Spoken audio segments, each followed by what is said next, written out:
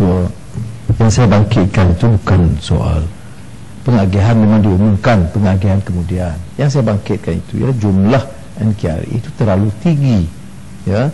Dan yang disebut mulanya dalam urus yang tahun lalu itu 4.9 bilion, kemudian diagihkan ke kementerian-kementerian ini, menjadikan peruntukan di JPM itu jauh lebih rendah. Jadi isunya ialah cuba mengalihkan jumlah itu supaya nampak jauh lebih kurang. Itu dia. Pada pendapat kami, itu semua boleh dibatalkan kerana jabatan-jabatan kerajaan, kementerian boleh berjalan dengan lancar dan cekap tanpa peruntukan tambahan berbilion-bilion ini. Itu isi kandungannya, bukan soal jumlah pengagihan. Keduanya yang Muhammad sebut soal setuju dengan Pasir Salak ni, setuju apa? Dia orang cakap setuju, semua apa dia setuju ni? Setuju, kita kata proses tender itu supaya membantu kita mengukur, membuat unjuran kos yang munasabah. Itu dia saja tendernya. Saya tak pernah mengatakan bahawa tender ini mewajibkan kita berikan yang paling rendah. Tak semestinya. Dia ada beberapa peraturan yang memang digunakan pakai di Kementerian Kewangan. Tetapi tanpa proses ini, saya berikan contoh dalam Lebuh Raya Perhentian Timur. Dia berlipat ganda ni ratusan juta, berbilion. Jadi ini yang menjadi masalah kerana beban tanggungan kerajaan yang lari daripada unjuran awal. Kalau lari sedikit valuation order, memang munasabah, memang Pasir Salak pun okey juga, dia tahu.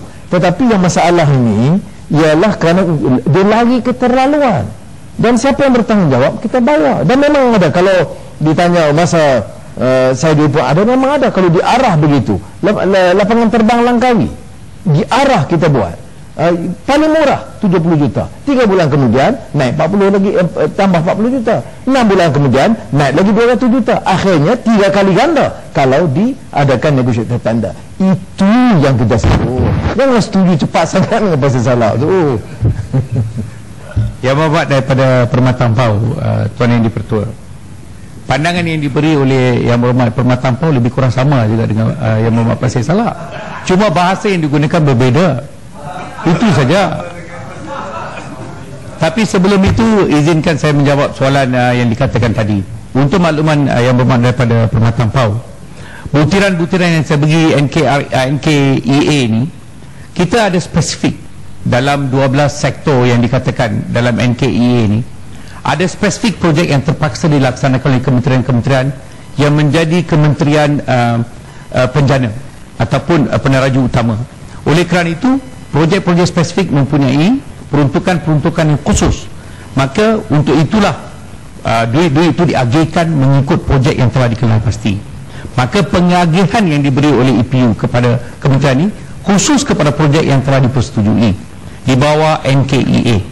Dan saya balik kepada perkara yang dibangkitkan oleh Permata Ampau mengenai teguran laporan Ketua Audit Negara mengenai 68 projek peningkatan NKEA. Saya habiskan ini. Okey, yang dikategorikan gagal. Maka untuk makluman Yang Berhormat, tindakan siasatan sedang diambil secara menyeluruh kepada semua projek yang terbabit, iaitu 36 yang dikatakan oleh Yang Berhormat yang daripada Macang. Datuk Pengerusi, Timbalan Menteri, terima kasih. Saya cuma nak tarik selangkah ke belakang, masih berkenaan dengan tender projek ni. Timbalan Menteri, kebetulan saya semak jumlah projek di seluruh negeri Sarawak yang diumumkan oleh Yang Berhormat Perdana Menteri dan Timbalan Perdana Menteri dalam tempoh berkempen Pilihan Negeri tempoh hari. Saya perhatikan ya, pattern dia. Projek yang di tender ada Pasir Salak, cat surau 40,000, buat pagar 100,000, buat kolah masjid 30,000, itu tender. Yang tak tender apa? Buat jalan 180,000, 180 juta, itu bagi saja direct nego. Status ni ya, pengumuman oleh Yang Membawa Perdana Menteri. Agensi pemilik MKN ke, agensi pelaksana MINDEF, itu cara jiwa murni kan. status dalam pelaksanaan ataupun belum mula ataupun baru siap, kemudian prestasi detail di sini, patternnya jelas. Tuan Menteri, ini nilai projek 2 bilion lebih ya, kombinasi kedua-dua pemimpin ketika berkempen di sana. Dan bila saya skrutinai setiap butiran projek, ada tak tender terbuka? Ada. Projek apa? 40,000, 50,000, itu tender terbuka tu ya.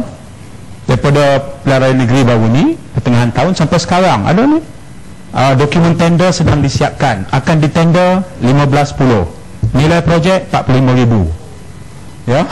Yang tak ditender yang ratusan juta itu saya dah dapat konsep yang dibangkit oleh Yang Berhormat. Jadi di sini yang kita maksudkan Yang Berhormat ya.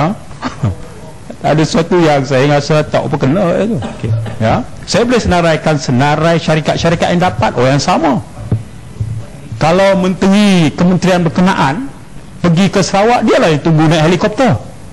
Baik, tuan yang dipotong, saya rasa itu sebagainya masuk dalam statusnya apa? Jalan tak siap. Sepatutnya progresnya berapa? 45%. Status sekarang 5%. Yang siap apa? Yang open tender siap. Cat surau, buat pagar, buat parit, itu semua siap.